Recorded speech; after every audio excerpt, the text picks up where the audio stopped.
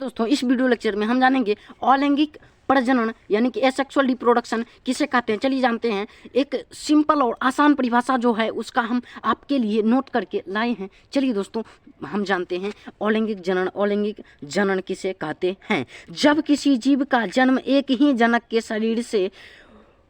शरीर के किसी ना किसी भाग से हो तो उसे हम क्या कहेंगे दोस्तों? अलैंगिक प्रजनन कहा जाता है। नोट या एकल जनकीय होता है। जी हाँ दोस्तों, अलैंगिक प्रजनन किसे कहेंगे? जब किसी जीव का जन्म एक ही जनक के शरीर के किसी ना किसी भाग से होता है उसे अलैंगिक प्रजनन कहते हैं। नोट या एकल जनकीय होता है। जी हाँ दोस्तों, यदि कोई सा भी जीव का शरीर एक ही जीव के शरीर के किसी ना किसी भाग से हो तो उसे हम क्या कहेंगे?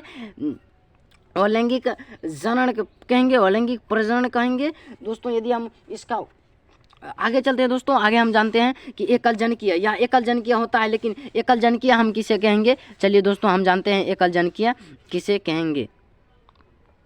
एकल जनकीय दोस्तों हम कहते हैं, आप देख सकते हैं हमने कितनी शानदार सा चित्र बना के आपके लिए लाए हैं। एकल जनकीय यानी कि यूनिपेरेंटल।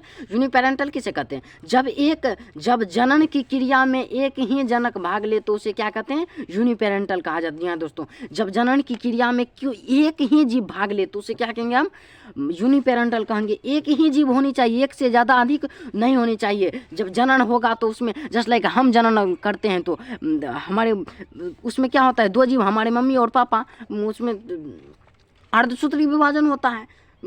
अर्धसूत्री यानी कि आधा आधा दोनों देते हैं मम्मी और पापा। लेकिन यहाँ पे क्या होता है? एकल जनकीय यानी कि एक ही जीव। यूनिपेरेंटल, यूनि मानी एक, पेरेंटल मानी जनकीय, यूनि मानी एक, पेरेंटल मानी जनकीय, यानी कि एकल जनकीय। जी हाँ दोस्तों, जब एक ही जनक के जब जनन की क्रिया एक ही जनक भाग ले तो उसे जब किसी भी जनन क्रिया में एक ही जीव भाग लेगा तो उसमें क्या होगा?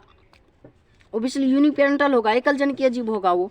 आई होप कि समझे होंगे। चलिए दोस्तों आगे बढ़ते हैं। या अब जानते हैं हम अमीबा का उदाहरण लेते हैं। किस चीज़ का उदाहरण लेते हैं हम यहाँ पे? अमीबा का उदाहरण ले लेते हैं दोस्तों। अमीबा आप जाने होंगे, क्लास 8 में भी पढ़े होंगे, 9th में भी पढ़े होंगे। चलिए हम जानते हैं यहाँ पे अमीबा क्या होता है।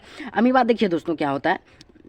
इस प्रकार से सबसे पहले आप अमीबा का चित्र बना लेंगे। इस प्रकार से नोट कर लीजिएगा दोस्तों अमीबा क्या है। इसका अमीबा का एक सबसे पहले जनक होता है। वो जनक में वृद्धि होती है, धीरे धीरे उसमें समानताएं आती हैं, विषमताएं, उसमें केंद्रक में वृद्धि होती है। केंद्रक में वृद्धि होने के बाद आप इस प्रकार से इससे उसकी आकृति बन जाती है। ठीक उसी प्रकार से आप देखिए ये दो जीवों में बढ़ जाएगा। तो हमने क्या कहा? यहाँ पे एक ही जीव भाग लिया था ना, दूसरा जीव अमीबा के सिवाय पैरामीशियम तो नहीं आया इसमें भाग लेने, दूसरा कोई जीव नहीं। इसीलिए हमने क्या कहा? ये एकल जनकीय होता है, इसमें एक ही जीव भाग लेते हैं। ये एक ही जीव से क्या हुआ? दो संतति जीवों में विभक्त हो गया। हमने आई होप दोस्तों समझे होंगे आप। चलिए आगे बढ़ते हैं।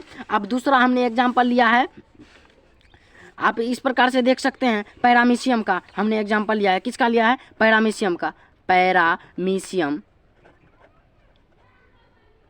पैरामीशियम का भी आप देख सकते हैं कि इस प्रकार से हमने यहाँ पे बताया गया है कि इस प्रकार से पैरामीशियम का आकृति होता है। सबसे पहले आप आकृति बना लेंगे, इस प्रकार से नोट कर लीजिएगा। ठीक उसी प्रकार दोस्तों इस प्रकार से विभक्त होगा, अपने आप को में वो बड़ा होगा और केंद्रक देखिए इस प्रकार से दो केंद्रक बनेगा। इस प्रकार से फिर विभक्त होते जाएगा।